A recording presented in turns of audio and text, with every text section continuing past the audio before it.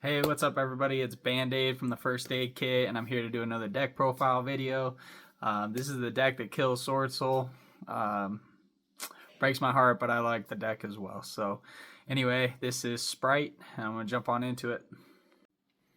Alright, so we're doing a Spright deck list profile here. I haven't updated this deck in a while, but there isn't anything really that I see that's out that could make it better than what we got going now. Potentially in the future it could get better, just seeing what level 2s come out. This deck is really meant for going first. It does struggle going second, however at the time it did kill Sword Soul. So this deck is more of a 1.5 card combo, I would say, rather than a 2 card combo. Anyway, let's jump on into it. First off, we're going to start off with 3 copies of Spright Blue. This is going to be the best card for the deck. Always remember that you need to have a level 2 on board so you can special summon him and get his effect. You don't get his effect if he is normal summoned. Same thing goes for Spright Jet.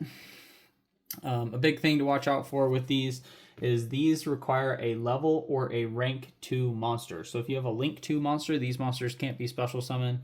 And then the inverse is true for our 2 copies of Spright Carrot and 2 copies of Spright Red.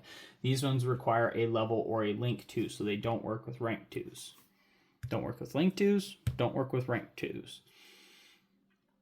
And then also we have 1 copy of Spright Pixies, which does work with ranks, doesn't work with links. So something to keep in mind. That's going to be our lineup for the monsters. And then we have our Spright Spell and Trap cards. We run 3 copies of Starter, 1 copy of Gamma Burst, and 1 copy of Double Cross. You can sign aside a 2nd copy of Double Cross going first. Like this is one of the best cards there is. I mean, it just permanently steals a monster. So anyway, that is going to be the Spright portion. This deck is broken up into 3 sections. There's 3 pieces that go into it. The second portion is going to be our Nimble package. So we have 2 Nimble Anglers, 3 copies of Nimble Beaver, and 2 copies of Nimble Manta. So this deck I used to play as like a beast variant. So I ran Fabled monsters, and with that there's Nimble Momo, which I took out the Momo and put in the 2 Manta because this deck is more based around the water monsters. And yeah, so you don't need any more than 2 Angler. And then Beaver can special summon out Manta or the Angler. And Nimble has Spell and Trap cards, if you didn't know. The first one being Foolish Burial. So Foolish Burial, send your Angler trigger, special summon out a Beaver and a Manta. And then we also have a card that has been looked down on, but works really well with the Nimble stuff, and that is going to be Twin Twisters. So you discard 1 card, then target up to 2 Spell and Trap cards on the field and destroy them. Now, normally discarding to get a spell pop times 2 isn't great. It's like it's okay, but it's not great. But the fact is that Nimble Angler specifically says if this card is sent from the hand or deck to the graveyard, you can special summon 2 level 3 or lower Nimble monsters. So the fact that we run Twin Twisters, we can go, and if we open up the Angler, we just go Twin Twisters, send the Angler, pop our 2 spells. On res, Angler will trigger to special summon out a Beaver and a Manta and get our combos going. So free combo going without committing to our normal summon. So that is the Nimble portion. And then the last bit is going to be for Totally Awesome. We are going to run 3 copies of Swap Frog, 1 copy of Mirror Mage of the Ice Barrier, and then we have our Freezing Chains of the Ice Barrier. Not much to say about it. I mean, it gets us into our Omni Negate. At this point, everybody knows what Swap Frog does. It'd be nice if we got Ronatonin back, or maybe we got Spright Elf back. But until something like that happens, I think this is what we're going to run with. We do also side 1 additional card for this, so we'll look at that in here in a minute. And then for our last just monster that we use in the deck, it's going to be 1 copy of Iperia. Sometimes you just need a draw, and it's there. It's easy too. It's a great normal summon. You normal summon Iperia and then special summon your blue, special your Jet. Plus you got your draw 1. Great. And then because of the amount of cards in this deck, there isn't a whole lot of room for board breakers or hand traps or anything like that. In the meantime, considering we're trying to go first with this deck, normally we're just going to do our 3 copies of Forbidden Droplet because we can set those going first. 3 copies of Infinite Impermanence because we can also set those going first. And then an interesting one, I run 3 copies of DD Crow in here. I know it's not a level 2, but I think DD Crow comes up more often than people like to think. So anyway, that is the main deck. Moving on, I run a little bit of a different extra deck list than most people. Now, some of the cards are pretty standard, but I think I'm going to take a little more time and go in a little more detail on why I run what I run. And to start off, we run 2 copies of Spright Sprint. Again, like I said, I want Elf back. Let's get Elf back to 1, man. I know everybody says, oh, it's going to break it, it's going to break it, it's going to break it. At this point, Spright isn't that good. And yeah, potentially you could use it in another deck that uses level 2s, but how many of those are really popping off right now? I think we should get Elf back to 1. Next, I run 1 copy of IP Masquerena. And to go along with IP Masquerena, we run Pick Night early. So the trick is you special summon IP Masquerena to your extra monster zone, and then you summon Pick Night early pointing at IP Masquerena. That way, when you trigger IP Masquerena, you get a negate. So when a monster this card points to activates its effect, except during the damage step, quick effect, target one effect monster your opponent controls until the end of this turn, change its attack to 0, also negate its effects. So this gives us the ability to do direct damage to our opponent, essentially, and then also negate something that could be a problem for us. Next, I run 1 SP, which you can be your target. So if you link these 2 off and go, you can go into SP. I don't know if that's really the best thing that you can do, but it does come up. You might need to do that. Continuing with our link 2s, we do have Nightmare Phoenix and Bujinki Ashima. This comes up to give us our second shot at Totally Awesome.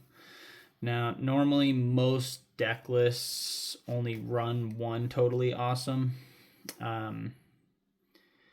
In this deck list, I am actually only running 1 at the moment. What do we have? 1, 2, 3, 4, 5, 6, 7, 8, 9, 10, 11, 12, 13, 14, 15. So I am at 15. I think mainly the thing is right now I do have Moon of the Closed Heaven in here. I don't ever go into it. Like, it is possible, like, if you're trying to break board without committing too much to it, you get 3 bodies on field, link 2 off into Closed Heaven, and then link Closed Heaven plus your other body and 2 of your opponent's monsters to go into Underworld Goddess. So it doesn't come up enough. I think I'll put the Totally Awesome back in instead of that. And then probably the best boss monster we have in the deck is going to be Avermax. So usually you're going to go Pick Night early and Avermax go into your Masquerena and Pick Night early and go into your Avermax. That way it can't be targeted, destroyed by card effects. It gains attack equal to whatever attacks it. It's our boss monster.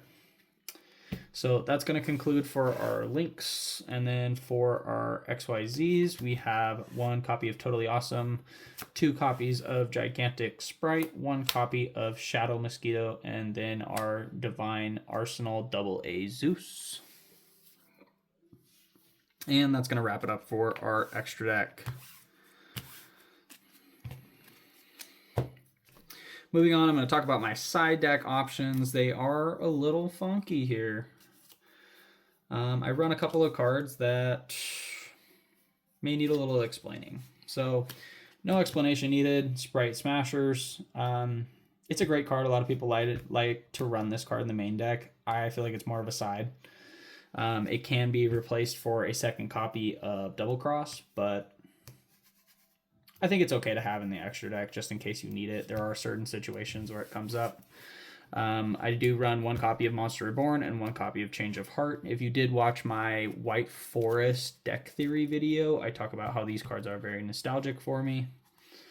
With getting all of our Nibble stuff in the graveyard, there isn't a whole lot to go on after that. So all of our stuff is in the graveyard. No effects in the graveyard.